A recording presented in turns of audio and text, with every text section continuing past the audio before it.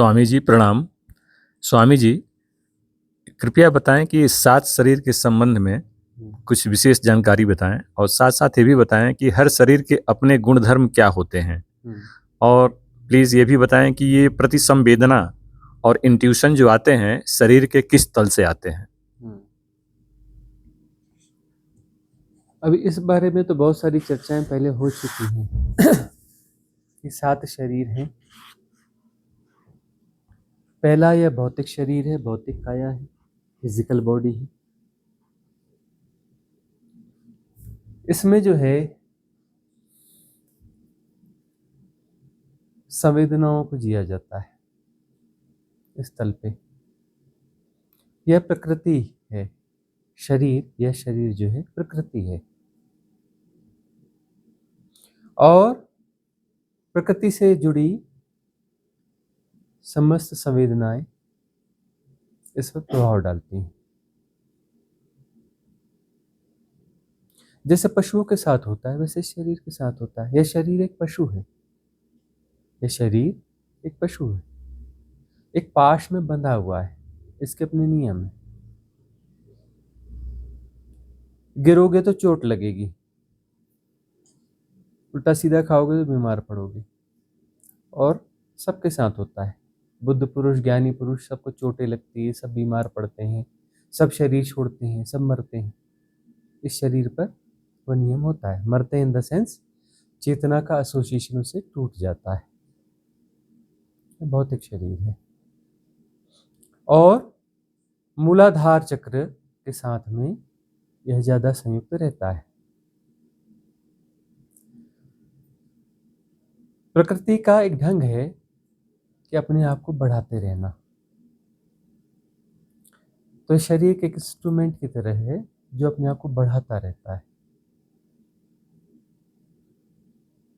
यह प्रजनन करता है, प्रजनन की एक इकाई की तरह है। और अगला जो आएगा वह भी प्रजनन करेगा।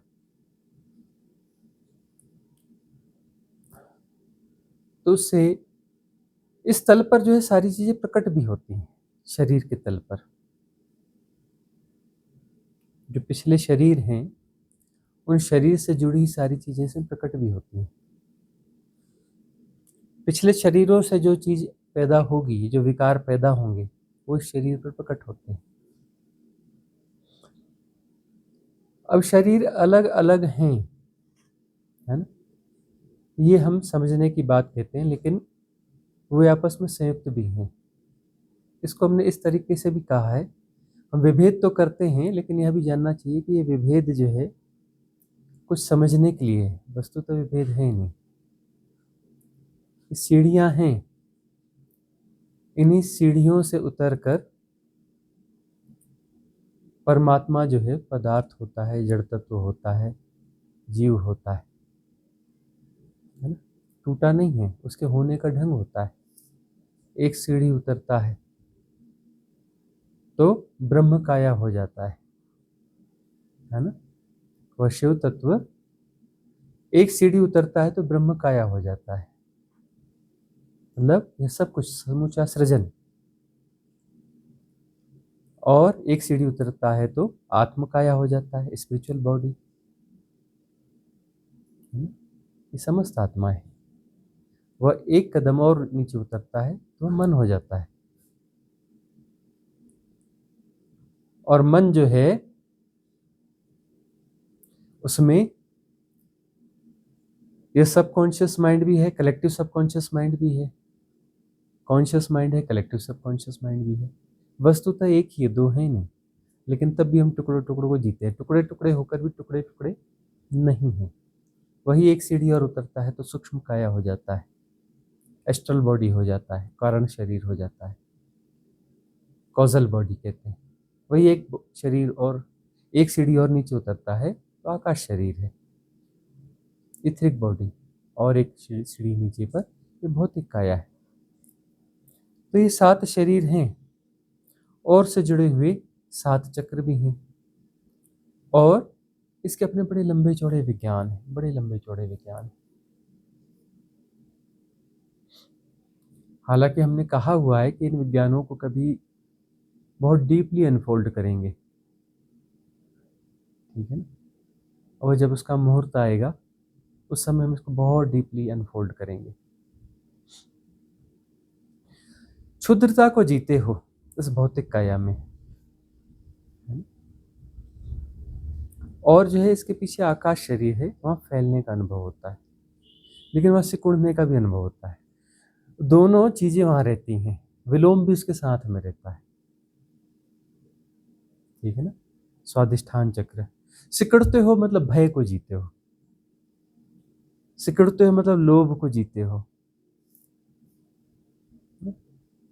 सिकुड़ते हो तो उन विकारों को जीते हो, फैलते हो तो उदात्त गुणों को जीते हो, है ना। रोना और हंसना दोनों जो है स्वादिष्ठान चक्र से, नाभि से जुड़ा हुआ है, ठीक है। तो वैसे बहुत सारे विकार हैं जो नाभि चक्र से जुड़े हुए हैं, लेकिन भय इसमें बहुत ज्यादा है, इसकी क्लिंजिंग की बड़ी जरूरत होती है। भौतिक शरीर में काम वासना का प्रकोप सबसे ज्यादा होता है ना? और बाकी जो सब दूसरे शरीर से जो चीजें आ रही हैं वह भी प्रकट तो शरीर पे ही होंगी ना। इसलिए इसको समझना पड़ेगा कि सब आपस में जुड़े हुए हैं, कौन सा किसका है, क्या है। तुम कहाँ किस तल पे जी रहे हो, तुम इस तल पे जी रहे हो तो तुम्हें इस तल पे ही भोगना होता है।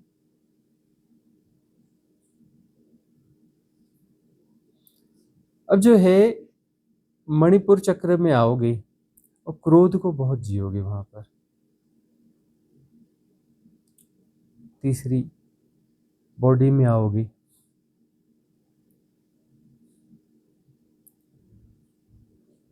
ऐसे ही फिर प्रेम तत्व को जियोगे।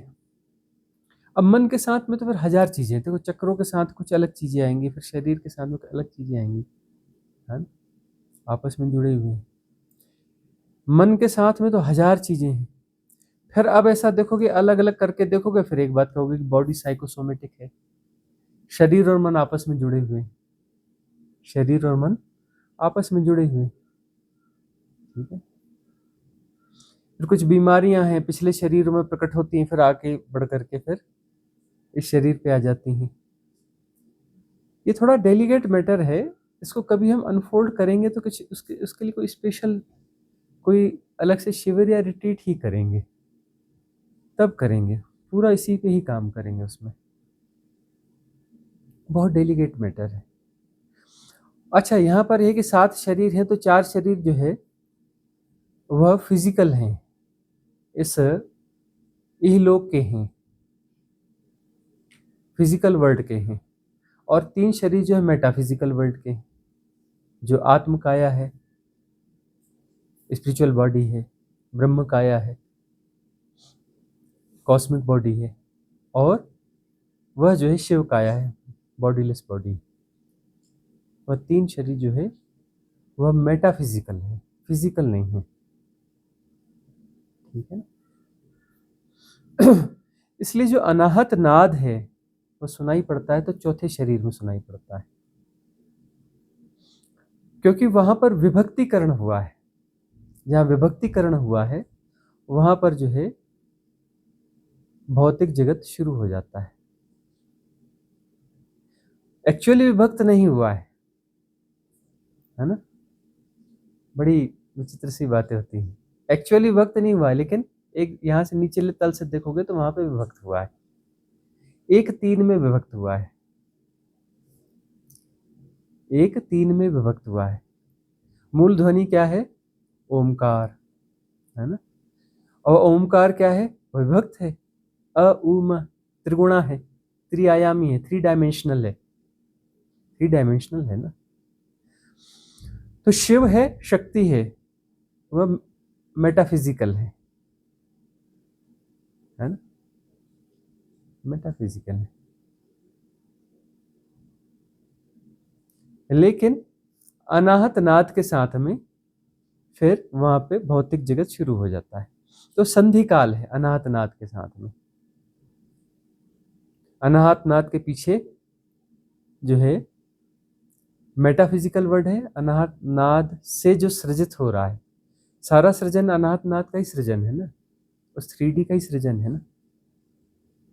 उसी से 3 मॉलिक्यूलर स्ट्रक्चर क्रिएट होते हैं, इलेक्ट्रॉन, प्रोटॉन और न्यूट्रॉन। और वहीं से सारा प्रपंच शुरू होता है। इसको और बहुत गहरे में खोलेंगे। इसमें अब और भी बातें हैं कि शुरू के जो 4 शरीर हैं, है ना, ये शरीर जो है द्वंद्व के साथ बैलेंस होते हैं, निर्द्वंद्व नहीं होते हैं, ठीक है ना। द्वंद्व के साथ बैलेंस होते हैं, positive negative, positive negative, plus minus का जोड़ है, ठीक है ना।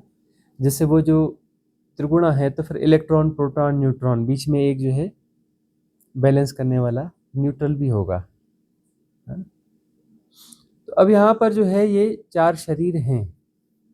तो पहला शरीर किसी का पुरुष है, किसी का स्त्री है, तो इसका पीछे का शरीर जो जस्ट अपोजिट होगा, दूसरा शरीर जस्ट अपोजिट होगा। पुरुष है तो उसका स्त्री होगा, स्त्री है उसका पुरुष होगा और उसको बैलेंस करेगा। इसलिए जो रति क्रिया होती है वो रति क्रिया बाहर दिखती है लेकिन होती भीतर है। बाहर से ढूंढते हैं, रति क्रिया भीतर होती है। अपने भीतर के उस अपोजिट से मिलना होता है। जो पुरुष काया है अपने भीतर की स्त्री काया से मिलेगी, जो स्त्री काया भीतर की पुरुष काया से मिलेगी। और तीसरा फिर अपोजिट होगा, तीसरा फिर से अपोजिट होगा। जो पुरुष है उसका तीसरा शरीर पुरुष होगा, जो स्त्री है उसका तीसरा शरीर स्त्री होगा। तो चौथा शरीर में फिर अपोजिट हो जाएगा, जो पुरुष है उसका चौथा शरीर स्त्री होगा और जो स्त्री है उसका चौथा शरीर पुरुष होगा। और इन 4 शरीरों के पार जब जाते हैं साधना में, चेतना वहां प्रतिष्ठापित होती है पीछे जाकर के, तब जो है वहां पर आत्मकाया, ये जो भेद है, द्वंद्वात्मकता जो है वहां समाप्त हो जाती है, वहां निर्द्वंदता आती है और वहां पे सम्यक साक्षित्व होता है। निर्द्वंदता में सम्यक साक्षित्व होता है, उसके पहले सम्यक साक्षित्व नहीं होगा, निर्द्वंदता में ही होगा। तो साक्षी यानी निर्द्वंद स्थिति।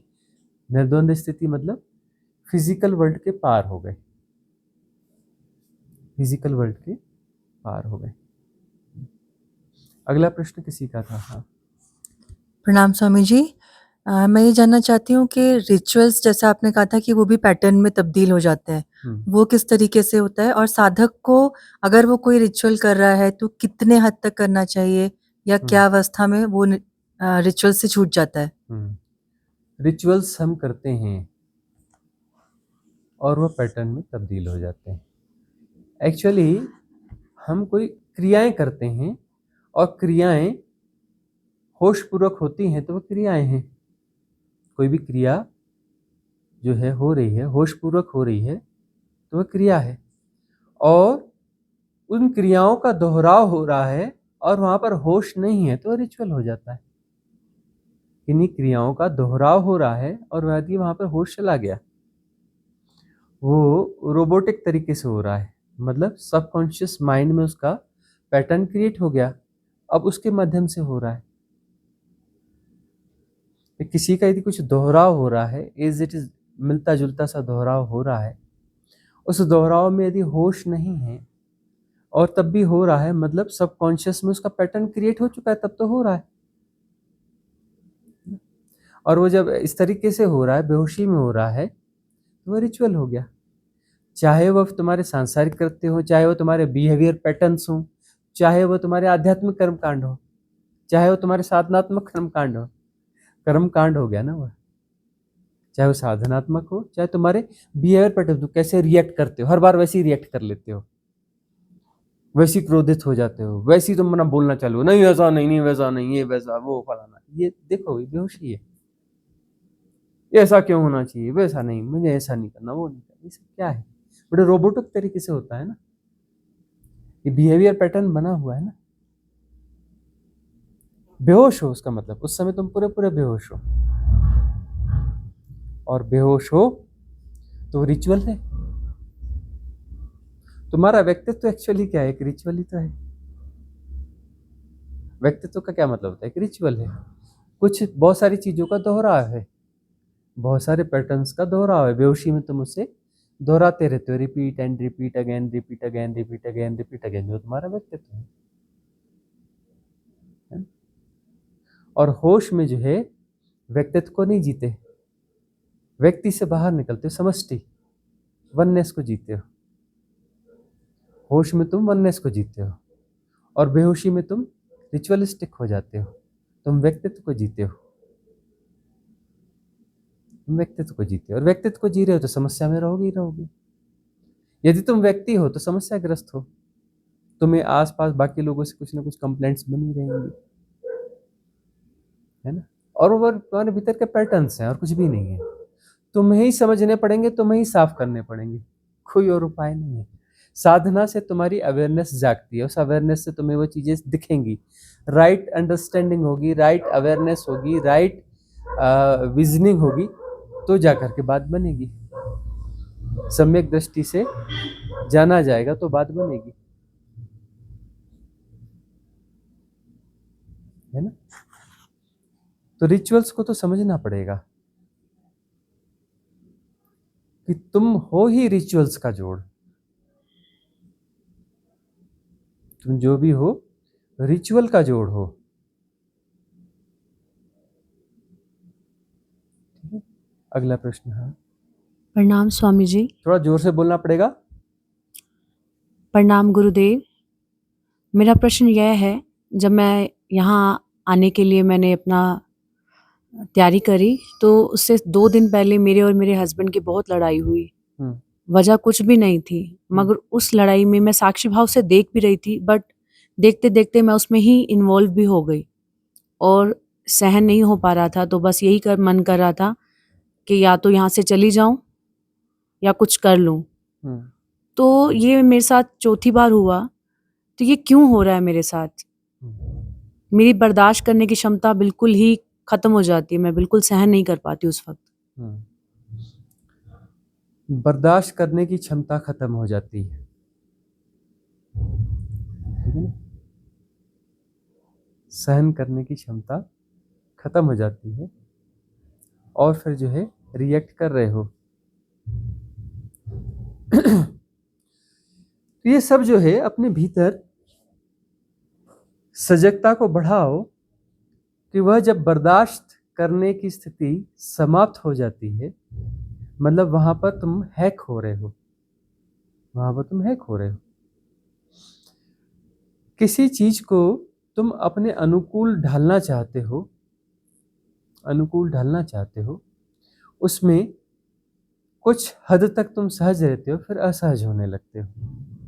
असहज हो रहे हो मतलब तुम अपना एक्सेस जो है वह ट्रांसफर कर रहे हो, तुम पैटर्न्स की गिरफ्त में आ रहे हो, पैटर्न्स की गिरफ्त में आ रहे हो। अब ऐसा है कि कई बार क्रोध जो है जरूरी होता है, क्रोध जरूरी होता है, लेकिन जो है अब जो है उस क्रोध को वास्तविकता से किया जाए या अभिनय से किया जाए। यदि होश को संभाल लोगे तो क्रोध जो है दिखावे वाला क्रोध कर सकते हो, कहीं पर जरूरी दिख रहा हो तो। जब दिख रहा है कि सामने वाला व्यक्ति कुछ ज़्यादा बेहोश है और उसके पैटर्न को यहाँ डिस्ट्रॉय करना जरूरी है, तभी वो जो है राजी होगा और यह चीज़ जरूरी है, और उसको मनाना ऐसे सामान्य तौर पर मुश्किल दिख रहा है, तब वहाँ अभिनय की जरूरत पड़ेगी।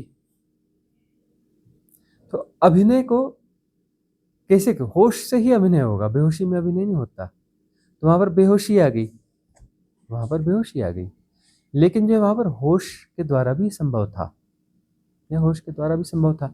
अभी नहीं हुआ कोई बात नहीं, तो धीरे धीरे इसको ग्रो करना पड़ेगा, होश को बढ़ाना पड़ेगा, और अभिनय पूर्वक बहुत अच्छे से क्रोध हो सकता है। अभिनय वाला क्रोध जो है बहुत शानदार क्रोध होता है ना। उसमें सामने वाले व्यक्ति को जैसा हम मैनिपुलेट करना चाहते हैं वो मैनिपुलेट कर लेते हैं, कि लगता है कि इस हद तक इसे मैनिपुलेट करना जरूरी है, और समझ नहीं रहा है तो अब मैनिपुलेट करना पड़ेगा, और यह स्थिति हमारे लिए जरूरी है, वह हमारी स्वतंत्रता में बाधा बन रहा है, वह परतंत्रता क्रिएट करने की कोशिश कर रहा है कि नहीं तुम्हें ऐसा नहीं, ऐसा करना चाहिए, है ना। तो वहां पर जो है क्रोध उस तरीके से भी हो सकता है। पहली कोशिश तो यही रहेगी ना कि बड़े प्रेम पूर्वक अपनी पूरी बात रखी जाए, इत्मीनान से, कह रहे बैठो थोड़ा इत्मीनान से बात कर लेते हैं, ऐसे में ऐसा कर लें तो कैसा रहेगा, वैसे में वैसा कर लें तो कैसा रहेगा, भाई यह तो मेरे लिए जरूरी है। पहले पूरा प्लेटफॉर्म मौका दिया जाए, है ना। भगवान कृष्ण जब युद्ध होने वाला था तब भी, युद्ध के पहले भी वहां गए थे, एक रात पहले भी गए बैठने के लिए, बैठो भाई ऐसे में ऐसा कर लें तो कैसा रहेगा, अभी भी इसको टाल सकते हैं, अरे हटाओ झंझट, क्या लड़ना झगड़ना, है ना। बड़ी लंबी चौड़ी बात चली, लंबी चौड़ी बात करी, लेकिन नहीं हुआ तो ठीक है भाई, है ना। और युद्ध को फिर कैसे खेल की तरह लिया गया, युद्ध को फिर खेल की तरह लिया गया, उसको बहुत ज्यादा गंभीरता से नहीं लिया गया, खेल की तरह लिया गया। लेकिन पहले जो है कोशिश होनी चाहिए, और उसके बाद में फिर ठीक है अभिनय पूर्वक, उसमें वास्तविकता में नहीं आ जाना है कि ऐसा नहीं काबू के बाहर ही हो गए, फिर उसके बाद में जो है जब अकेले हैं तो बेचैन है, अकलाहट है, क्रोध में धधक रहे हैं, ये हो रहा है वो हो रहा है, मतलब बेहोश हो। पैटर्न ने बहुत बुरा हैक किया हुआ है। क्रोध जो है हम किसी की हानि नहीं करना चाहते, दिखावे के लिए बस सिचुएशन को थोड़ा सा वहां तक ला लेते हैं जहां तक हमारी बात बन जाए, और उसके बाद में हम वहां से अलग हो जाते हैं और रिलैक्स हो जाते हैं, बात खत्म। किसी को कुछ बिगाड़ना नहीं है, बाद में अग्नि भीतर जला के अपने भीतर अपने आप को जलाना वलाना नहीं है कि परेशान हो रहे हैं, क्रोधित हो रहे हैं, एबनॉर्मलिटी को जी रहे हैं, ऐसा नहीं। अब यह जादू से तो होगा नहीं ना, तृष्णा को, चीजों को समझना भी पड़ेगा और साधना से समता को पुष्ट भी करना पड़ेगा, ठीक है ना। कि जब कोई हैकिंग आ रही है हमारी समता पुष्ट रहेगी, उस हैकिंग को हम जानते रहेंगे कि हैकिंग आ रही है, हमें हैक करना चाह रही है, तो हम समता को पुष्ट रखेंगे, वो हैकिंग फिर काम नहीं कर पाएगी। समता यदि पुष्ट नहीं है तभी हैकिंग काम करेगी ना, और सारी साधना समता को पुष्ट करने की साधना है। समता यदि पुष्ट हो गई तो कोई भी हैकिंग काम नहीं कर सकती, ठीक है ना। हाँ, और कुछ पूछना? हाँ।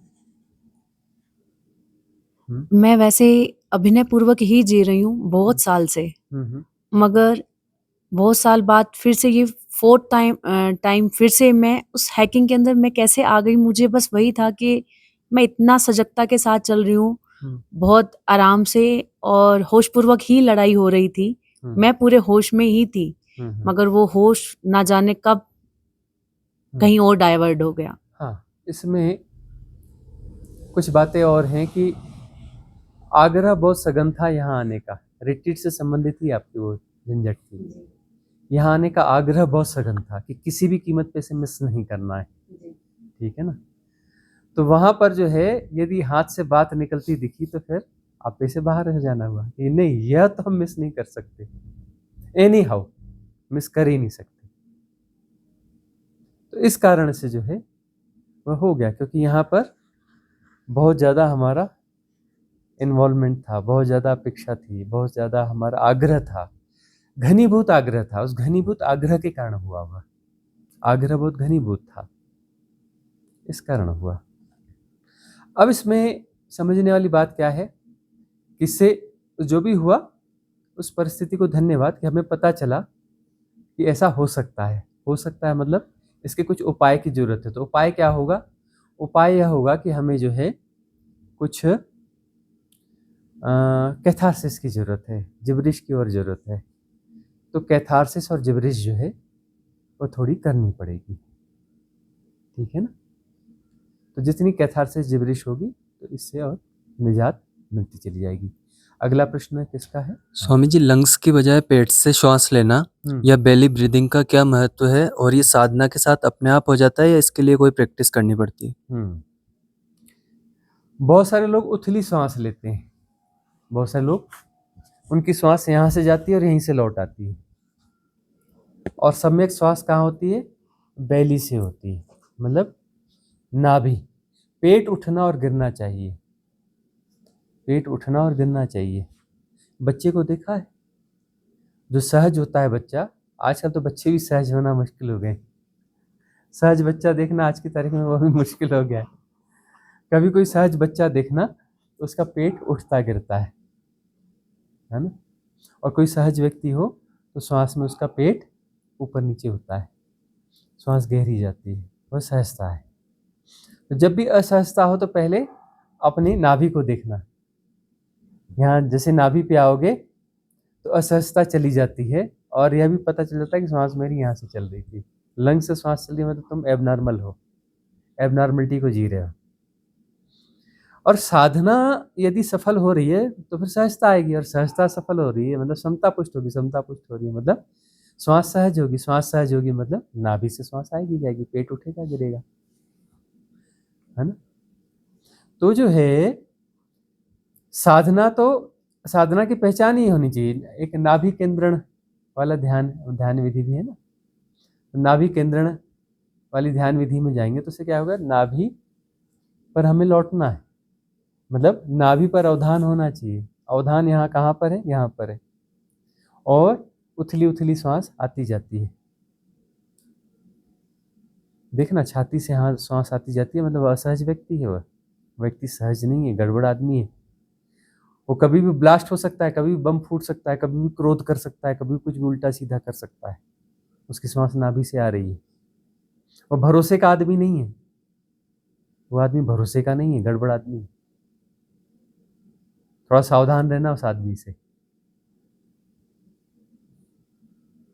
और जो है जिसकी श्वास नाभि से जाएगी वह व्यक्ति सहज होगा। और साधना यदि परिपुष्ट हो रही है, साधना यदि परिपुष्ट हो रही है तो श्वास रिदमिक हो जाएगी। और रिदमिक का अर्थ है जो संगीतमय श्वास है वह नाभि से ही होगी। पेट उठेगा गिरेगा, छाती उठेगी गिरेगी नहीं। पेट उठना गिरना चाहिए श्वास के साथ में। तो साधना ठीक जा रही है तो पेट उठेगा गिरेगा, ठीक है। ये एक घटना ख्याल आ रही है। चाइना के जो एक संत हुए हैं लाओ त्से, तो वो जो है अपने शिष्यों की परीक्षा लिया करते थे। बहुत समय तक अपना उनके संग साथ में रहे। जैसे कोई शिविर हो रहा है मान के चलो कि 3 महीने तक सब साथ में रहे, उसके बाद में परीक्षा लेंगे। हाँ, अब परीक्षा पेपर ले आओ, पेन ले आओ, सब ले आओ, है ना।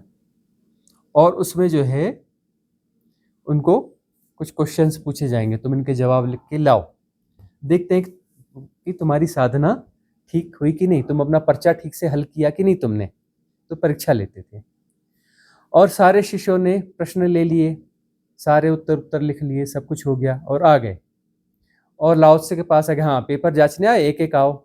आ गया पेपर जांचने के लिए, ये लीजिए। नहीं नहीं, कागज तू अपने हाथ में ही रख। अरे पेपर आप जांचोगे तो कागज हाथ में लोगे? नहीं नहीं, कागज हाथ तुम अपने हाथ में ही रखो। क्या करना है? बोले तुम अपना ये कुर्ता उतारो। पेपर जांचना है तो पेपर जांचने के लिए पेपर की जरूरत थोड़ी ना है, कुर्ता उतारने की जरूरत है। कुर्ता उतारो तुम, कुर्ता उतार के खड़े हो जाओ, तभी तो पेपर जांचेंगे। लोगों को बड़ा आश्चर्य होता था, ये क्या तरीका है कि पेपर लिखवा लिया, पेपर बोलते तुम अपने पास ही रखो, और पेपर जांचना है तो तुम अपना कुर्ता उतारो और फिर हाँ खड़े रहो तुम आंख बंद करके। और देखेगा कि श्वास कहाँ से चल रही है। श्वास यहाँ से चल रही है, तू फेल, हट। जिसकी श्वास यहाँ चल रही है, हाँ तूने ठीक लिखा है, तू पास हो गया। पेपर देखा ही नहीं, किसी का पेपर नहीं देखना है। जिसकी श्वास जो है नाभि से सहजता पूर्वक चल रही, देखेगा लाओ त्से, हाँ इसकी श्वास ठीक चल रही, हाँ तू पास हो गया, पास हो गया, चल तू इधर बैठ जा। किसी का पेपर न जांचा ही नहीं, देखा ही नहीं।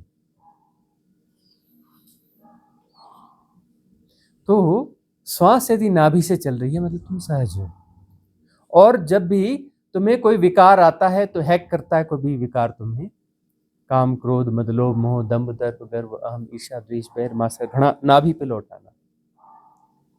जैसे तुम नाभि पे अवधान लाओगे तुम सहज हो जाओगे।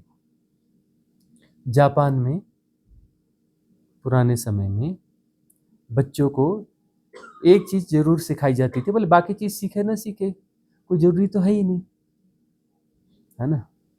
पढ़ाई लिखाई सीखे न सीखे कोई जरूरी तो है ही नहीं, काम धंधा सीखे न सीखे कोई जरूरी है ही नहीं, है नहीं। एक चीज सीखना जरूरी है, बाकी चीज सीख ले तो ठीक, ना सीखे तो ठीक है। एक चीज सीख जाए तो बस, बाकी तो अपने आप मैनेज हो जाएगा।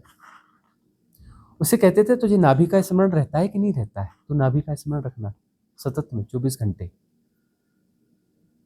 उसको बार बार मेमोरी दिलाई जाती थी, इसका स्मरण है, भूला तो नहीं नाभि को। और नाभि के नीचे हारा केंद्र है, 2 इंच नीचे, बड़ा महत्व है। हारा शब्द ही जापानी शब्द है। उस हारा पर, उस मूल बिंदु पर तुम्हारा अवधान बना हुआ है कि नहीं बना हुआ है? तुम्हारा अवधान वहां बना हुआ है तो तुम सब सीखे हुए हो, फिर और सीखने की क्या जरूरत है? तुम ठीक हो। तुम स्कूल गए नहीं पढ़े, उससे क्या मतलब है? कोई जरूरी चीज तो है नहीं वह। तुम्हारे पास कौन सा स्किल है नहीं है, वो कोई बहुत जरूरी चीज हो, सेकेंडरी चीजें हैं। हुई तो ठीक, नहीं हुई तो ठीक।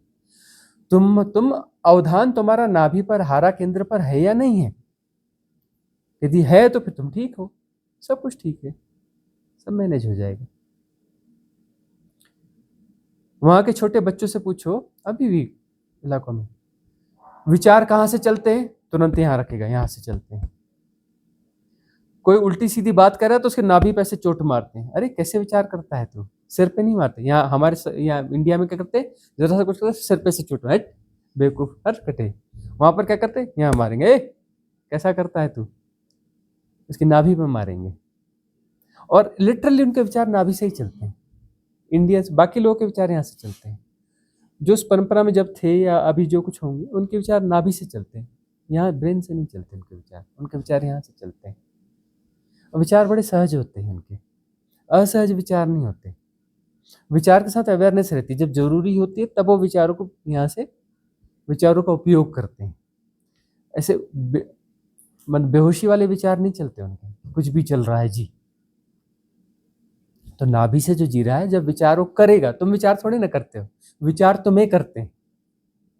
तुम विचारों को करते हो ना जी, विचार तुम्हें करते हैं, तुम्हें यूज करते हैं। तो उस जो भी अपना परंपरा रही है, उस परंपरा में जो सम्यक परंपरा रही, उस परंपरा में विचार यहाँ से चलते रहे। और यही शिक्षा है, दूसरी कोई शिक्षा तो है नहीं, एक ही तो शिक्षा है कि तुम नाभि के केंद्र से जी रहे हो कि कहाँ से जी रहे हो, अपने केंद्र से जी रहे हो कि नहीं। इसलिए तो ध्यान की पद्धति दी, नाभि चक्र, नाभि का केंद्रण। क्या है नाम, क्या है इस ध्यान का? नाभि केंद्र का ध्यान क्या है, ऐसी कुछ है ना, नाभि केंद्रण करके कुछ शब्द आता है इसमें, वह विधि है। तो जो है नाभि पर लौटना होता है, नाभि पर लौटना। सांस यहाँ से तभी चलेगी ना जब तुम यहाँ से जी रहे हो, या तुम्हारा मूल केंद्र है। तुम्हारा केंद्र तो यहाँ पर है।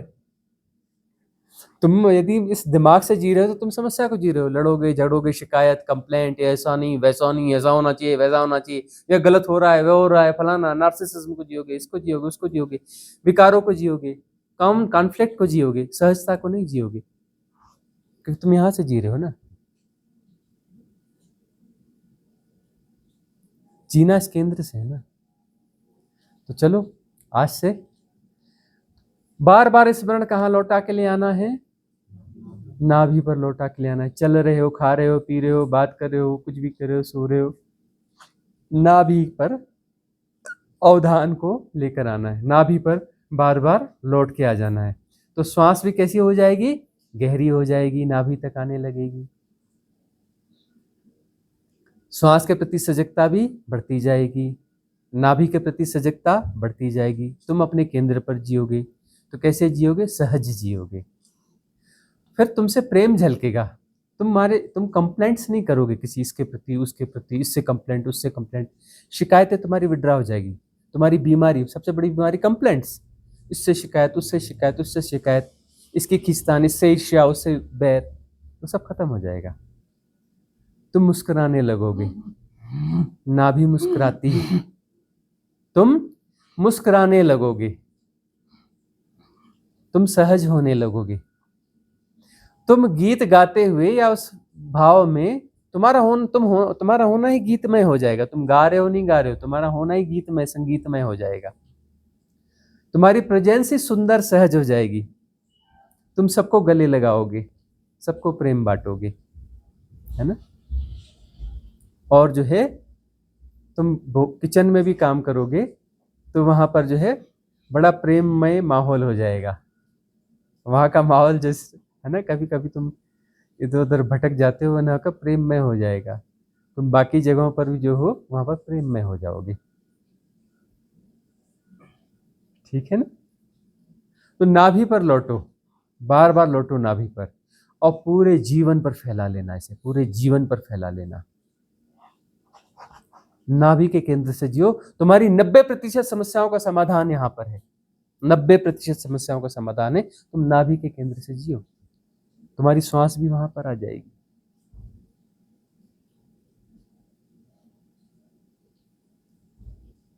वह मूल केंद्र है हारा, नाभि के 2 इंच नीचे। वो पेट जहां पर ऐसा वो एक रेखा सी बन जाती है ना, पेट के वहां पर, है ना, पेट जहां से खत्म होता है ऐसा चंद्राकार से हो जाता है ना, वहां का जो सेंटर पॉइंट है वहां पर थोड़ा हल्का सा जो है ना, कुछ हल्की सी गांठ जैसी भी होती है, बहुत हल्की सी होती है, बहुत छोटी मोटी सी होती है। वह वहाँ जो है ना उसके भीतर में 2 इंच और भीतर जाएंगे तो वहाँ पर हारा केंद्र है। 2 इंच भीतर वहाँ हारा केंद्र है, वह मूल केंद्र है। और जापान में एक शब्द चलता है हाराकिरी, है ना, मतलब आत्महत्या, आत्महत्या को बोलते हैं हाराकिरी। हमारे लोग सिर से जीते हैं तो क्या बोलते हैं, फांसी लटकाओ, इस सिर को टंगा दो। आत्महत्या करते हैं तो बोले सिर को टंगा दो, गले में फंदा डालो, ये जो है ना सिर, इसको अपना फंसा दो उसमें। वो कहते हैं हाराकिरी। मरना है तो क्या बोले, उस वहां पर एक छोटा सा चाकू लेते, छोटा सा, है ना, और उसको वहां पर ऐसे घोप देते हैं। और घोप देगा तो क्या होगा, 2 सेकंड के अंदर वो मर जाएगा, विदिन 2 सेकेंड्स जो है, क्योंकि मूल केंद्र यदि छेद दिया तो फिर वहां बचना मुश्किल है। हाथ कट जाए, पैर कट जाए, यह हो जाए, वह हो जाए, तड़पता रहे, 2 घंटे बाद हॉस्पिटल पहुंचाया, 1 घंटे बाद हॉस्पिटल वालों ने इलाज किया, यह किया, वह किया, वह किया, बच गया, ठीक हो गया। फिर बाद में जयपुर जा करके बोले वो नकली हाथ लगवाया, नकली पैर लगवाया, ये हो गया, फिर जी भी रहा है ना। लेकिन वो छोटा सा चाकू यदि इसने, जापानी ने अपने वहां डाला है, जब भी हाराकिरी करी है वहां पे, वो किया है, 2 सेकंड में साफ। पोटेशियम साइनाइड और उसकी आपस में टक्कर चलती है हाराकिरी की। है ना, तुरंत मृत्यु। तो वह जो मूल केंद्र है, वह मूल केंद्र है। बहुत गौर से देखोगे तो वहां पर जो है, वहां से जैसे वो यहाँ बनाते हैं ना ऑरा, तो इसका भी, इस केंद्र का भी अपना ऑरा होगा। हर तरफ से उसकी तरंगे निकल रही हैं, पूरी कॉस्मोस से जुड़ी हुई हैं, पूरे कॉस्मोस से जुड़ी हुई हैं। वहां से डिवाइन लाइट्स स्प्रेड होती हैं। जब वहां से जियोगे तब वो प्रॉपरली एक्टिवेट हो जाएगा, तब, है ना। तो सहजता का परम सूत्र है, आज यह परम सूत्र निकल गया, है ना। अक्षय को भी धन्यवाद दे देना कि नाभि से जीना है। कहां से जीना है, नाभि से जीना है, सहजता का परम सूत्र। ठीक है ना। अगला प्रश्न किनका है। हाँ गुरुजी, अगर जैसे मैं मायापति हूँ, तो बाकी कैरेक्टर्स जो इस माया में है वो फिक्शनल हैं या अलाइव है? माया जो है हमने ही सृजी है, तो हम कौन है, मायापति हैं। अब जो है बाकी भी तो कैरेक्टर्स हैं यहाँ पर, बाकी कैरेक्टर्स भी तो हैं यहाँ पर, तो वो कौन है, वो फिक्शनल है, वो सिर्फ मेरी माया के द्वारा बने हुए हैं कि उनकी कोई स्वतंत्र सत्ता भी।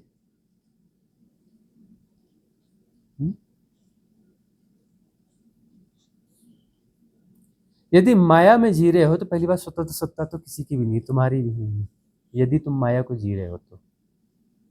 और यदि तुम मायापति हो तब तुम्हारी स्वतंत्र सत्ता है। तुम मायापति होने को जी रहे हो कि नहीं जी रहे हो, तुम माया को जी रहे हो कि मायापति होने को जी रहे हो, सवाल यह उठता है ना। तुम माया को जी रहे हो कि मायापति होने को जी रहे हो? सारी माया तुमने सृजी है, ठीक है ना, बेहोशी में सृजी है। इन्फ्लुएंसेस, सारे इन्फ्लुएंसेस जो हैं तुम उन्हें सत्य मानते हो, उसमें सत्य की प्रतिष्ठा करते हो। इन्फ्लुएंसेस में इधर उधर के डेटाज, टू मच, ये कौन सा युग है? टू मच डेटाज का युग है, बोलते हैं इंफॉर्मेशन एंड टेक्नोलॉजी का युग। अरे नहीं, बेकार नाम है इसका, सबसे अच्छा नाम है, यह युग कौन सा है? Too much datas. This era को हम, इस एरा को हम क्या बोलेंगे? Too much datas era, era of too much datas. तो जो है वो बहुत सारे इन्फ्लुएंसेस हैं, उन इन्फ्लुएंसेस से तुम ऑपरेट होते हो। ऑपरेट होते हो मतलब तुम माया से ऑपरेटेड हो, मतलब फिक्स हो ना, अपने फिक्शनल उसको जी रहे हो ना। माया तुम्हें जहाँ धक्की आ रही है तुम वहां से उस हिसाब से चल रहे हो, अपनी मर्जी से। कहाँ? अपने सफर पे हम हैं, रुख हवाओं का जिधर का है उधर के हम हैं। रुख हवाएं जहाँ धक्का दे रही हैं वहीं जा रहे हो। तुम मायापति कैसे हो गए? तुमको तो जहां जहां धक्के पड़ रहे हैं, इन्फ्लुएंस तुमको जहां जहां ले जा रहा है धक्का मार मार के, तुम वैसे जी रहे हो।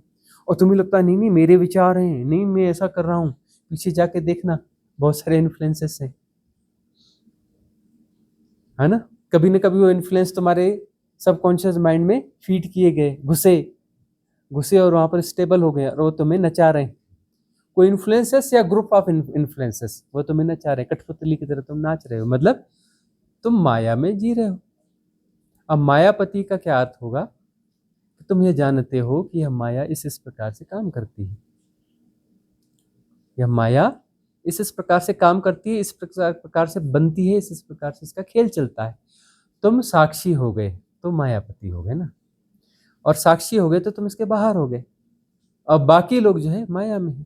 तब तुम माया के भीतर आकर के तुम अपना रोल प्ले कर सकते हो, बगैर माया से ग्रसित हुए, अभिनय पूर्वक जीना। बगैर माया से ग्रसित हुए तुम अपना रोल प्ले करोगे,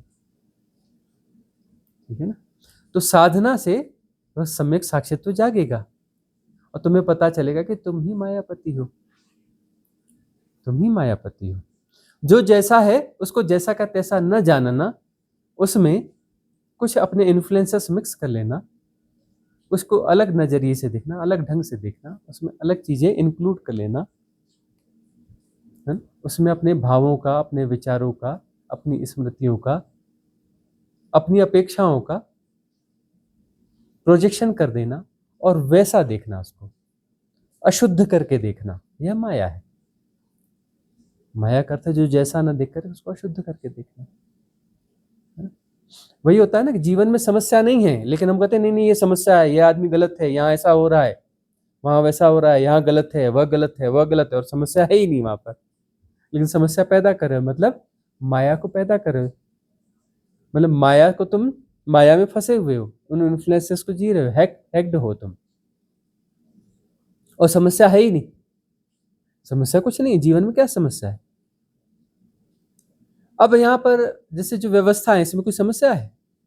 अरे सुबह उठना है, उसमें क्या समस्या है? फ्रेश होना है, उसमें क्या समस्या है? नहाना धोना है, उसमें क्या समस्या है? समस्या है। नहाने के लिए पानी में टंकी भरना पड़ता है, मोटर चलाना पड़ता है, उसमें कोई समस्या है? अरे करना पड़ता है, उसमें क्या समस्या है? किचन में काम करना पड़ता है, भोजन बनाना पड़ता है क्योंकि खाना है, उसमें क्या समस्या है? अब निर्णय लेने के लिए 4 लोग मिलकर डिस्कस कर लेते हैं, डिस्कस करके कोई फाइनल करते हैं, उसमें क्या समस्या है? उसमें कौन सी बुराई हो गई? तो बुराई है। कुछ क्लींजिंग, साफ सफाई कर ली, क्योंकि रहना है तो साफ सफाई करना जरूरी है, इसमें कोई समस्या है? सेशन का टाइम निर्धारित कर लेते, उस समय आ जाते हैं, बैठ जाते हैं, उसमें कोई समस्या है? पैसों की जरूरत होती है तो उसमें अपना संसार के नियम की काम धाम करना पड़ता है, नौकरी करनी पड़ती थी, करते हैं तो उसमें कोई समस्या है? ऑफिस में ऑफिस के ढंग से काम होते हैं तो ठीक है, वैसा ही कर लेते हैं, तो उसमें कोई समस्या है? उसमें अपना प्रोजेक्ट दिए जाते, काम दिया जाता है और काम करना पड़ता है, तभी तो सैलरी मिलती है, उसमें कहाँ समस्या है?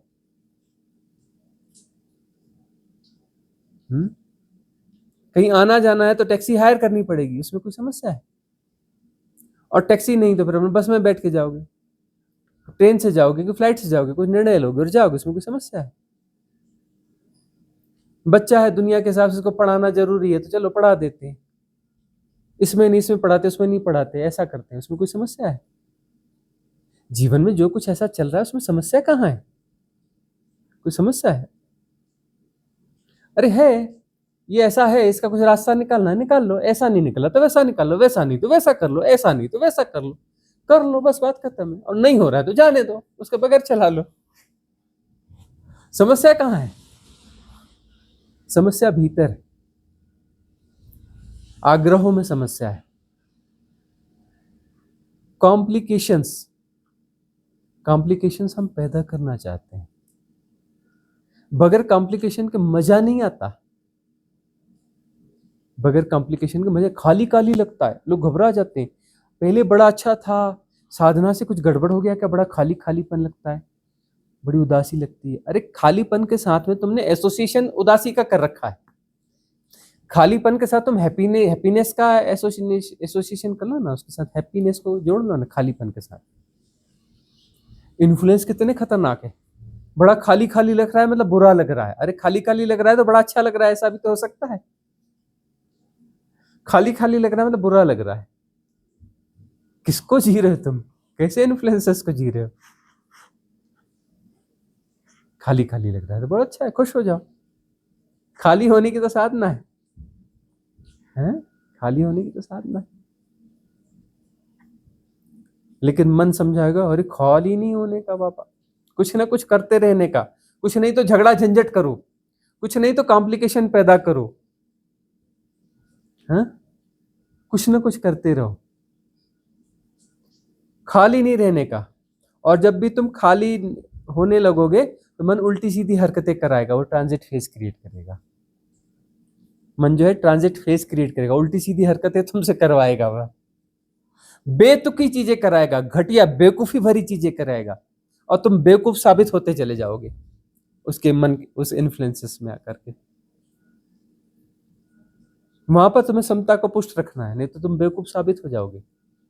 वहां तुम्हें समता को पुष्ट रखना है और ऑपरेट नहीं होना है, हैकिंग में नहीं आना, अपना एक्सेस ट्रांसफर नहीं करना वहां पे, नहीं तो मन उल्टा सीधे काम करवाएगा तुमसे,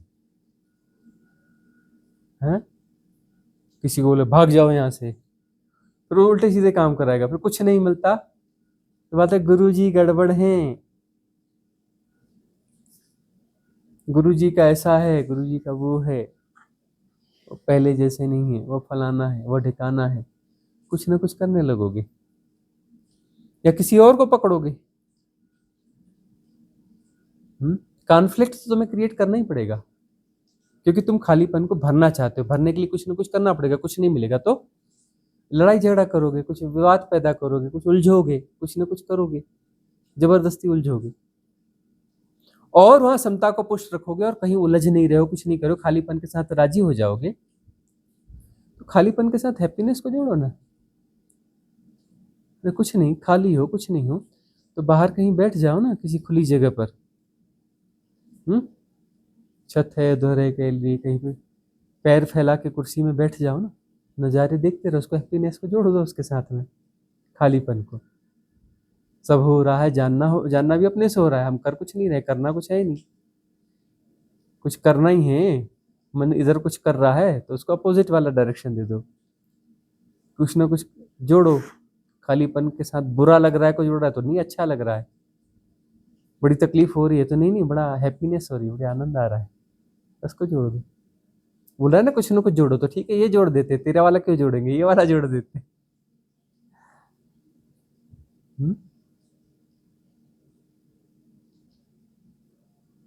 और धीरे धीरे उसको भी हटा देना है, वो जबरदस्ती हैप्पीनेस को जोड़ना वो करना है, एक विधि की तरह कर सकते हैं। बाद में कुछ नहीं, सब हो रहा है, जाना जा रहा है, कंप्लीट है, कोई तरंग नहीं चाहिए। वो हैप्पीनेस वाली मतलब एक्चुअली वो एक्साइटमेंट वाली तरंग होती है, हैप्पीनेस अलग चीज होती है, ब्लिस अलग होता है, आनंद अलग होता है ना। वहां पर कोई तरंग नहीं होती, कुछ नहीं होता, रिलैक्स, कुछ नहीं हो रहा है, ना अच्छा ना बुरा, न खुशी न दुख, कुछ नहीं हो रहा है, कुछ नहीं हो रहा है और उसके साथ राजी हो, तो एक्चुअली वो आनंद है, और आनंद के साथ कोई राजी नहीं होना चाहेगा। बहुत बड़ी विजडम चाहिए आनंद के साथ राजी होने के लिए। वहाँ कुछ नहीं हो रहा है, रिलैक्स है, कुछ नहीं हो रहा है। मन कहेगा ऐसा कैसे नहीं, कुछ नहीं हो रहा है, इसमें तो जीवन का मतलब है, अरे कुछ ना कुछ तो होना चाहिए ना। बोलते गुरुजी शून्य, वहां बचेंगे ही नहीं, तो फिर उसका मतलब क्या है? जब हम बचेंगे ही नहीं तो फिर हमारा मतलब क्या है उस अवस्था को पाने का? नहीं नहीं नहीं, कुछ साधक ऐसे घबराए हुए साधक, पुराने जन्मों के योग भ्रष्ट आते हैं, बोले नहीं नहीं मुझे तो जीवन पसंद, मैं तो फिर से जन्म लेना चाहूंगा। मतलब भय ज्यादा है, विजडम प्रॉपर नहीं है, क्लियर नहीं है, प्रज्ञा ठीक से जागी नहीं, इसलिए तो तुम भरने की कोशिश कर रहे हो। तुम्हारी प्रज्ञा ठीक से रहेगी तो तुम भरने की कोशिश क्यों करोगे? मन तुम्हें नचाएगा, तुम नाचोगे क्यों? मन तुम्हें नचाएगा तो तुम नाचोगे क्यों? कठपुतली क्यों बनोगे? कुछ भरने की कोशिश क्यों करोगे? इन्फ्लुएंस से तुम ऑपरेट क्यों होगे? तुम अपना एक्सेस ट्रांसफर क्यों करोगे? क्यों करोगे?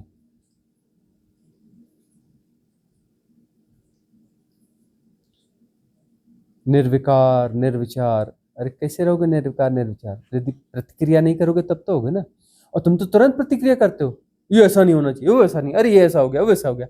प्रतिक्रिया को तो देखो, तुम कैसे रोबोटिक तरीके से प्रतिक्रिया करते हो। देखो तो तुम आदमी हो कि रोबोट हो? कहते हो अपने आप को आदमी, दे दिखते तो रोबोट हो। हाँ, इन्फ्लुएंस तुम्हें नचा रहे हैं कठपुतली की तरह, तुरंत रिएक्ट करवा देते हैं, तुरंत ऐसा करवा देते हैं, क्रोध करवा देते हैं, ये करवा देते हैं, विकार पैदा कर देते हैं। तुम कहाँ आदमी हो? अरे किस भ्रांति में हो भाई? तुम आदमी हो कहाँ? तुम तो रोबोट हो। तुम क्या हो? रोबोट हो। तुम्हारे एक्सेस अलग अलग इन्फ्लुएंसेस के हाथ में, कहीं और से बटन दबता है और तुम नाचते हो। तुम्हें नचाने वाले जो हैं वो बहुत सारे लोग हैं, सब जगह पर हैं, और तुम्हें नचाते रहते हैं। और तुम कठपुतली हो, तुम तो नाचने वाली कठपुतली हो। तुम कहते हो मैं फलाना हूं, मैं आदमी हूं, मैं ऐसा हूं, वैसा हूं। अरे तुम कुछ नहीं हो, तुम कठपुतली हो। तुम्हारे रोबोट दूसरी दूसरी जगहों पर वो बटन दबाते हैं और तुम नाचते हो। जगाओ होश को, कब तक कठपुतली बने रहोगे? खालीपन को भरना नहीं, खालीपन को भरोगे मतलब तुम एक्सेस दे रहे हो इन्फ्लुएंसेस को, और वो तुम्हारा बटन दबा दबा के तुम्हें नचाएंगे।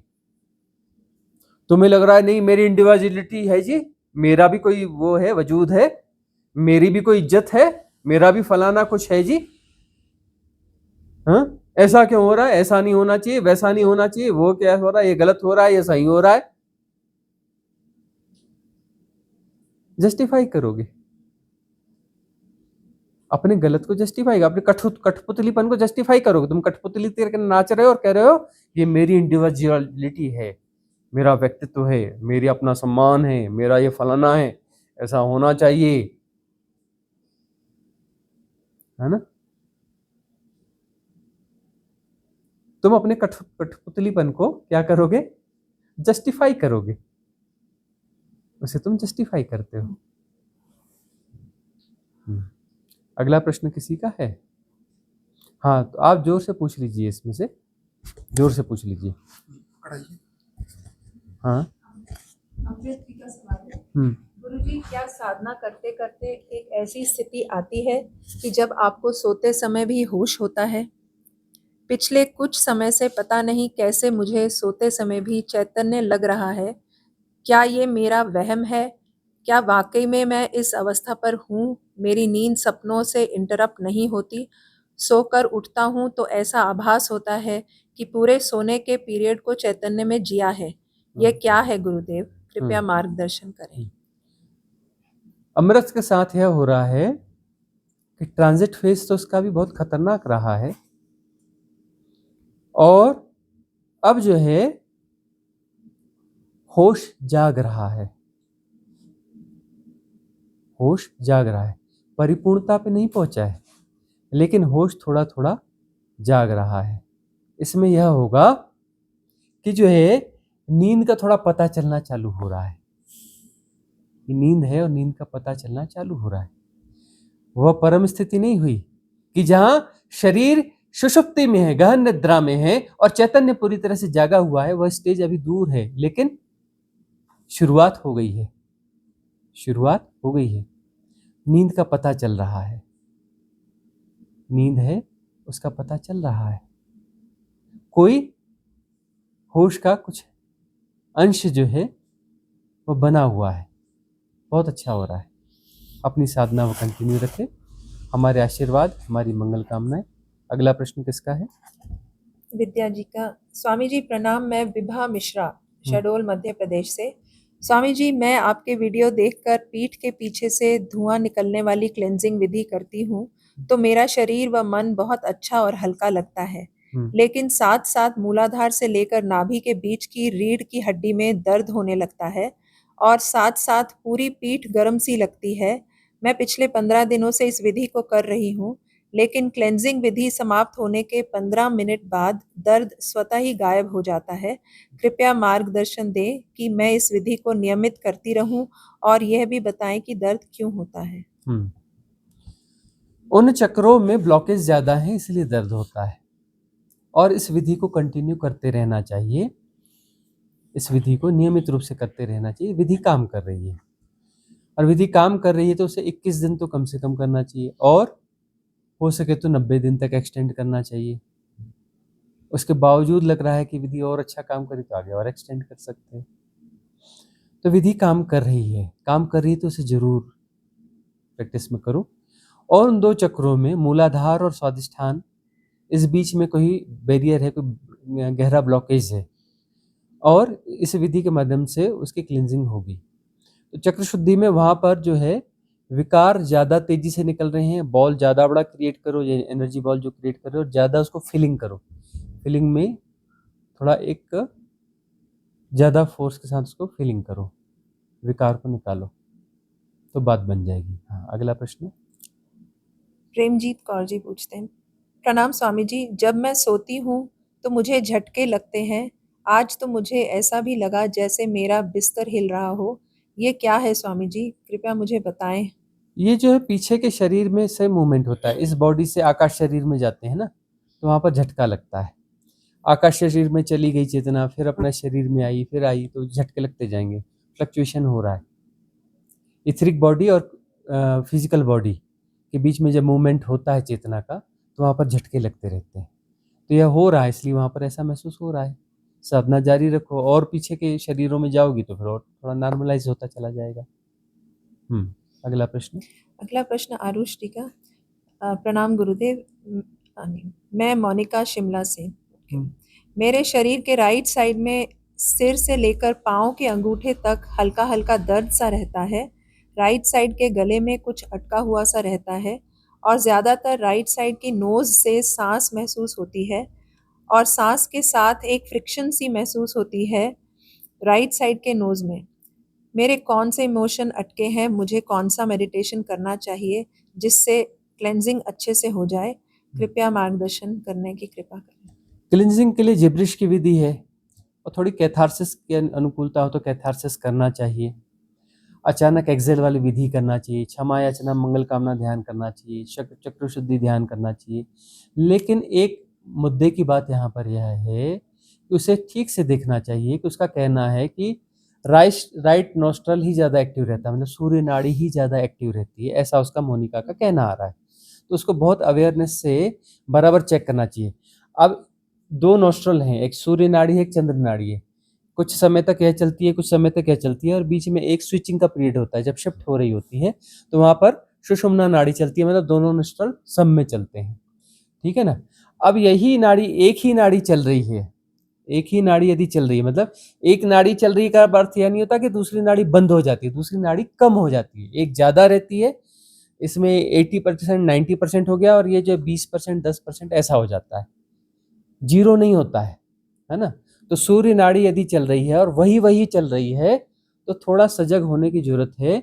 यह इंडिकेशन है। यदि एक ही नाड़ी चल रही है तो उस व्यक्ति को एकदम सजग होना चाहिए कि कोई बीमारी है भीतर और इंडिकेशन दे रही है।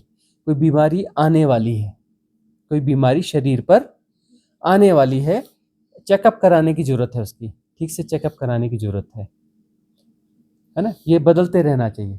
और इसका तो पूरा विज्ञान है कि जो है सुबह जब सूर्योदय के समय में सभी की वही सेम एक ही नोस्ट्रल चल रहा होता है, एक ही नाड़ी चल रही होती है। सूर्य तो सबका सूर्य चलेगा और चंद्र तो सबका चंद्र चलेगा। कुछ लोग होते हैं जिनका अपोजिट चल रहा होता है और उनका चेकअप कराओ बीमार है, वो व्यक्ति बीमार है जिसका अपोजिट चल रहा है। नहीं तो सूर्योदय के समय सबका एक जैसा ही चलेगा। वो जो अक्षांश देशांश के हिसाब से जितना जो प्लेटफॉर्म है, जितना जो एरिया है, वहाँ पर वो सबका एक जैसा चलेगा। घर में 50 लोग हैं तो 50 का एक जैसा चलना चाहिए। उसमें 2 लोगों का अलग चल रहा है, उन 2 लोगों की जांच करानी चाहिए कि ये बीमार है और उसकी बीमारी डायग्नोस हो जाएगी। और लंबे समय तक उल्टा उल्टा चल रहा है तो मतलब उसे सब कुछ छोड़ करके साधना में आ जाना चाहिए। काम धंधा दुनियादारी सब छोड़ देना चाहिए, साधना में आना चाहिए, क्योंकि शरीर छोड़ने का वक्त आ गया, उसका शरीर छोड़ने का वक्त आ चुका है। अब जो है कुछ महीनों के अंदर वो मर जाएगा, मतलब शायद इस दुनिया के हिसाब से, है ना। तो अब जो है इनको ये देखना चाहिए कि एक ही चल रहा है, इनका एक ही चल रहा है। सूर्य नाड़ी चल रही है तो इनका डाइजेशन बहुत अच्छा होगा। कुछ भी खाएंगी, हो सकता है ज़्यादा ना खा रही हूँ, कुछ भी खाएंगी सब पच जाएगा, पत्थर भी पच जाएगा यदि सूर्य नाड़ी चल रही है तो, है ना। साधना जो है, साधना की गहराई नहीं आ सकती सूर्य नाड़ी के साथ, चंद्र नाड़ी के साथ गहराई आती है। साधना की गहराई जब लेफ्ट नोस्ट्रल एक्टिव होता है उस समय ज़्यादा आती है। और जब दोनों नाड़ियाँ चल रही हैं, मतलब सुषुम्ना चल रही है, दोनों नोस्ट्रल सम में है, तब उस समय जो है वह तो समाधि वाली स्थिति है वहाँ पर। तो मतलब उसमें साधना में गहरे जाओ तो समाधि घट सकती है, वहाँ तो बहुत ज़्यादा डेप्थ हो सकता है। लेकिन उस समय जब दोनों नोस्ट्रल चल रहे हो तब उस समय कुछ काम करना ही नहीं चाहिए, सब साधना में कुछ न करते हुए सब हो रहा है, जाना जा रहा है, इस मूल मंत्र के साथ रहना चाहिए। अगला प्रश्न किसका है? संजय चिंपा। नमस्कार सद्गुरु, कुल देवी या देवता क्या मुक्ति के लिए सहायक हो सकते हैं? हमारे परिवार में किसी को भी कुल देवी और देवता का पता नहीं है, मार्गदर्शन करें। कुल देवी कुल देवता ये तो पुराने सिस्टम ही होते। कल हमने वो जो चर्चा करी ना पितरों की, है ना, तो वो पुराने सिस्टम में अपने ही कुल में वापस जन्म लेते थे और हर कुल का अपना एक पेशा होता था और पेशा बदलते नहीं थे। उस पेशे को आनंद के साथ किया करते थे जो वो है, और उसमें अपने स्किल को डेवलप किया करते थे, उसको एक आर्ट की तरह किया करते थे। सृजनात्मकता, रोजी रोटी कमाना सेकेंडरी होता था, वो सृजनात्मकता होती थी। लोहार कंप्लीट लोहार होता था, मूर्तिकार पूरा मूर्तिकार होता था, कुम्हार पूरा कुम्हार होता था। वो घड़ा नहीं बना रहा है, वो खुद को बना रहा है, खुद को सृजित कर रहा है। और जो सृजन है परिपूर्ण होगा तो वहाँ जिस दिन परिपूर्णता आएगी तो घड़ा बनते बनते वो परमात्मा हो जाएगा, मूर्ति बनते बनते वो परमात्मा हो जाएगा। कोई भी है, किसी भी किसानी है, वो किसानी करते करते वो परमात्मा हो जाएगा। तुलाधर, वैश्य, गोरा, कुम्हार, है ना, इस प्रकार के जो हमने नाम सुने हैं, ये अपने जॉब में ही उसी के साथ में ही उपलब्ध हो गए, है ना। ऐसे कोई लोहार हुए, कोई कुछ हुए, ऐसे बहुत सारे लोग जो परम ज्ञानी हो गए, है ना। रैदास जी हुए संत शिरोमणि, अपने उस काम में जूता काटते काटते काटते काटते परिपूर्णता आ गई, परमात्मा हो गए। कबीर दास जी जुलाहे, बुनते बुनते झीनी झीनी रे बीनी चदरिया, परमात्मा को बुन लिया, है ना। तो वो जो है उस परिप्रेक्ष्य में कुल देवी कुल देवता हुआ करते थे, वो जो व्यवस्था देते थे कि उसी कुल में तुम्हारा वापस जन्म होगा, तुम्हारे स्किल को डेवलप करने में मदद मिलेगी, है ना। इस प्रकार का भी एक सिस्टम था। और लेकिन वो सिस्टम बहुत लंबे समय तक चल नहीं पाया, बहुत पुराने समय में था, बहुत समय तक वो चल नहीं पाया। बड़ी कोशिश की गई थी। उस समय ऐसा भी उसमें रहा कि अरे ये इसकी स्किल कुछ डिफरेंट है, तो इसका ऐसा करेंगे, तू उस स्कूल में जाके जन्म लेना, उसको दिखाया जाएगा, हाँ यह कुल ऐसा है, यह कुल ऐसा है, तेरा इसमें इंटरेस्ट है, ऐसा है वैसा है, तो इस स्किल को डेवलप कर। अलग से ध्यान पद्धतियों की क्या जरूरत है, तुम जो कर रहे हो सही ध्यान बना लो ना। ध्यान का क्या अर्थ होता है कि तुम जो भी कृत्य में हो उसमें सजगता पूर्वक उस कृत्य के साथ हो जाओ, वो कृत्य ही हो जाओ, तो वही तुम्हारा आलम्बन हो जाएगा। तो वही अपना साधना की विधि है, होश को जोड़ देना, किसी भी कृत्य के साथ होश को जोड़ देना, तो वो आलम्बन हो गया, विधि हो गई, मेथड फॉर मेडिटेशन, वो मेथड हो गई। वहाँ पे घट जाएगा ध्यान, हैपनिंग हो जाएगी मेडिटेशन की। यदि तुम झाड़ू लगा रहे हो, झाड़ू लगाना तुम्हारा आनंद है और सहजता से तुम झाड़ू लगा रहे हो, बड़े प्यार से लगाओगे, जोर जोर से झाड़ू लगा के इधर झाड़ू लगा रहे हो और धूल उड़ के सोफे पे इधर उधर बैठ रही है, तो झाड़ू लगाना हुआ क्या? बड़े प्यार से झाड़ू लगाओगे, बड़े प्यार से बर्तन धोगे, बड़े प्यार से भोजन बनाओगे, वही तुम्हारी साधना हो जाएगी, वही तुम्हारी साधना हो जाएगी। गुरुकुलों में लोग आते थे पहले, उसको लगा देते थे, चल तू ये काम कर, तू वो काम कर, गुरुजी से मिलना है, अरे चल चुपचाप काम कर, गुरुजी से मिलना है, बाद में गुरुजी जब बताएंगे तब मिलना।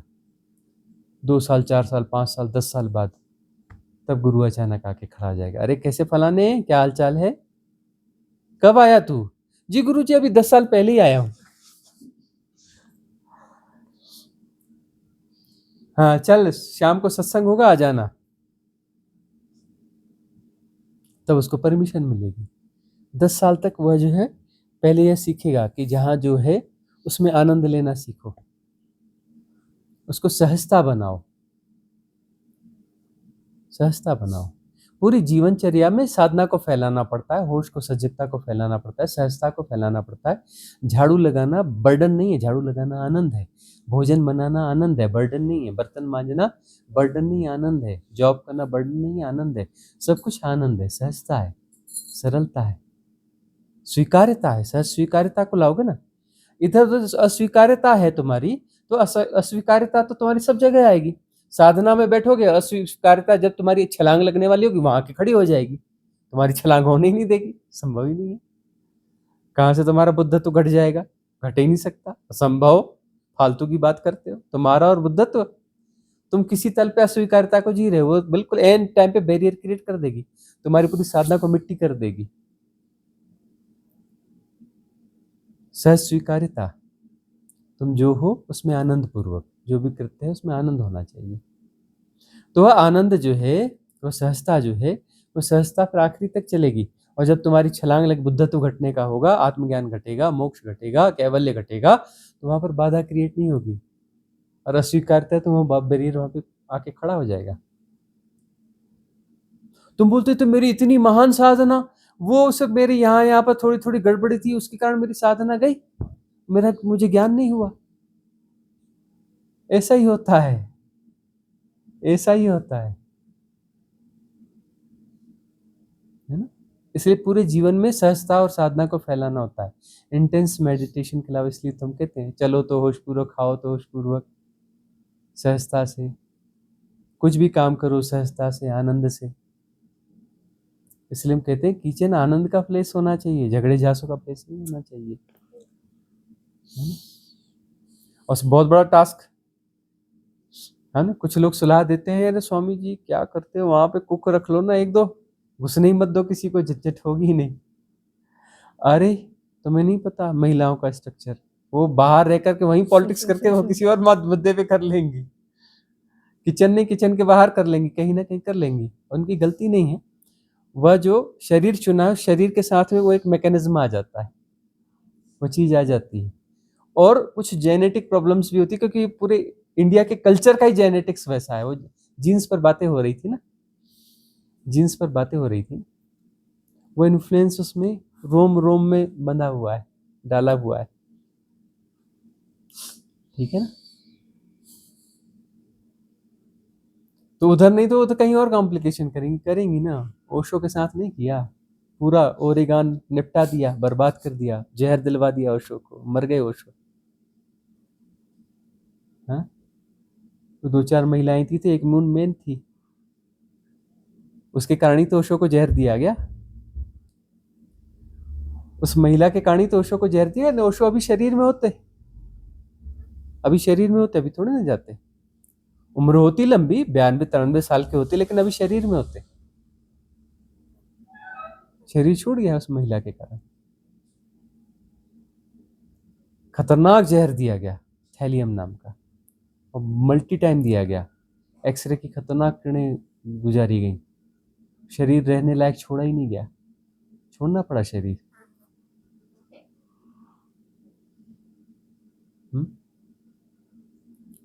वह तो होता है, महिलाएं रहती तो पॉलिटिक्स होती होती। कुछ रीजन्स होते हैं, उस रीजन के बंदे आते हैं, वो पॉलिटिक्स करते हैं। भारत में से बहुत सारे इलाके फेमस हैं, ये उस प्रांत का बंदा है, उस प्रांत का बंदा पॉलिटिक्स करेगा, ऐसा भी होता है। उसके उनके जीन्स में आ जाता है। वहाँ के घर घर के अंदर पॉलिटिक्स होती है, आपस में पॉलिटिक्स होती है, बहुत ज़्यादा खींचतान होती है। हालांकि हर घर में पॉलिटिक्स होती है, हर जगह पे पॉलिटिक्स होती है, हर जगह पे खींचतान होती है। इन सारी चीज़ों को समझना पड़ेगा ना, इन्हीं से तो पार होना है, और तुम्हें ही पार होना है, तुम्हें ही पार होना है। कोई जादू जंतर कुछ नहीं होने वाला है। तुम सोचोगे कि किसी बड़ा बहुत किसी अच्छे गुरु के पास जाएंगे, वो बोलेगा छो छाई काली माई जा तू हो गया मुक्त।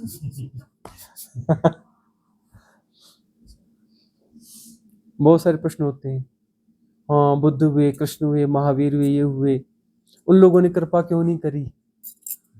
हाँ, इतने बड़े वैश्य हुए तो उनको सब पे कृपा करके सबको मुक्त कर देना था ना। अरे खुद पे कृपा करनी पड़ती है, तुम्हारी स्वतंत्रता है, परम स्वतंत्रता है, तुम गुलाम हो। यदि कोई तुम्हें मुफ्त में ऐसे तुम्हें मुक्ति मिल जाए तो वो मुक्ति तो होगी नहीं ना, मुक्ति हो ही नहीं सकती। तुम्हें कोई दूसरा मुक्ति दे, तुम्हारी मुक्ति कैसे है? तुम खुद को मुक्त करोगे तो वह मुक्ति है। और जब तक तुम फंसे रहना चाहते हो, फंसे रहो, स्कूल का बस्ता उठाते रहो, A for apple, B for boy करते रहो, कोई दिक्कत नहीं है। गारंटी देते हैं हम, हमारी फैक्ट्री कभी खत्म नहीं हुई, बंद नहीं हुई, कभी भी, शाश्वत काल से कभी शुरू ही नहीं हुई, और कभी बंद नहीं हुई, और कभी बंद होगी भी नहीं। गारंटी है हमारी। जितने बार स्कूल का बस्ता चाहिए मिलेगा, हमारी फैक्ट्री में बनते रहते हैं। जितने बार शरीर चाहिए मिलेगा, धरतियां मिलेंगी। ये धरती नष्ट हो जाएगी ना, चिंता मत करना, अनंत धरतियां ऐसी, दूसरी जगह शिफ्ट कर देंगे तुम्हें हम दूसरी जगह शिफ्ट कर देंगे। जितने बार शरीर चाहिए उतने बार देंगे, चिंता मत करना। जब तक तुम खेलना चाहो खेलो, माया में फंसे रहना चाहो फंसे रहो, जीते रहो अपने ट्रामास, अपनी बीमारियों को, जब तक जीना हो। पतंजलि कहते हैं शरीर एक व्याधि है, हम कहते हैं तुम भी एक व्याधि हो। तुम हो कौन? व्याधियों का जोड़, इन बीमारियों का जोड़, आग्रह दुराग्रह विकारों का जोड़ हो। इन विकारों को तुम जीना चाहते हो, जियो, क्लीन तुम्हें करना है। जीना है तो तुम्हें जीना है, जियो, जब तक जीना है जियो। हमारी फैक्ट्री बराबर चलती है, तुम्हें कभी दिक्कत नहीं आएगी। तुम करोड़ बार स्कूल का बस्ता मांगो, हम देंगे तुम्हें करोड़ बार स्कूल का बस्ता। करोड़ों धरतियां नष्ट हो जाए कोई चिंता भी नहीं, अरबों तब तक पैदा हो चुकी रहती है, अरबों नई धरतियां जीवन के लिए योग्य बन चुकी होती है, चिंता बिल्कुल नहीं करना। जब तक प्ले करना चाहो माया को तुम, तब तक हम तुम्हें शरीर देते रहेंगे, तुम्हें परिस्थिति देते रहेंगे। खेलो, कोई जल्दीबाजी नहीं, समय होता ही नहीं। तुम जी रहे हो समय को, समय होता ही नहीं। तुम कभी देर से पहुंचोगे ऐसा भी कोई सवाल नहीं है।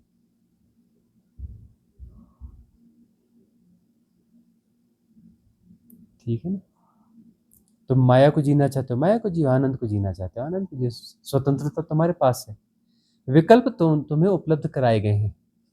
तुम माया को जीना चाहते हो कि मुक्ति को जीना चाहते हो, तुम आनंद को जीना चाहते हो कि दुख को जीना चाहते हो। जीवन दुख है, होश नहीं आया अभी तक ये जानते हुए, और दुख तुम पैदा करते हो अपने कृत्यों से, अपने इन विकारों से। स्थितियां सब सहज है, सामान्य है, तुम इसे असामान्य बनाते हो, असहज बनाते हो, और तुम दुखी होते हो। दुख तुम पैदा कर रहे हो, खुद भी दुखी होते हो, दूसरों के लिए भी कष्ट और तकलीफ पैदा करते हो। ये तुम्हारे होने का ढंग है, तुम खुद पैदा करते हो। जीवन दुख है, तुम्हें दिखा नहीं अभी तक, तुम्हारी आंखें खुली नहीं अभी तक। अब तक तुम्हारी आंखें नहीं खोली, अभी तक तुम्हें दिखाने की जीवन दुख है, दुखों की एक श्रृंखला है, और इस दुख से बाहर निकलने का रास्ता भी साथ साथ में ही चलता है। यह भी नहीं दिखा तुम्हें अभी तक कि दुख है और दुख से बाहर निकलने का रास्ता बिल्कुल उसने कभी साथ छोड़ा ही नहीं, बिल्कुल पैरेलली वो भी चल रहा है। स्विच कर सकते हो कभी दुख से बाहर निकलने के रास्ते पर। अस्तित्व जो है प्रेमपूर्ण है, करुणामय है, तुम्हें दुख दिया है और दुख से बाहर निकलने का रास्ता तुम्हारे बाजू बाजू में चलता रहता है हमेशा। तुम जब चाहो तब स्विच कर जाओ, उपाय बाजू में ही दिया हुआ है, हमेशा साथ में ही। जागो, कब जागोगे?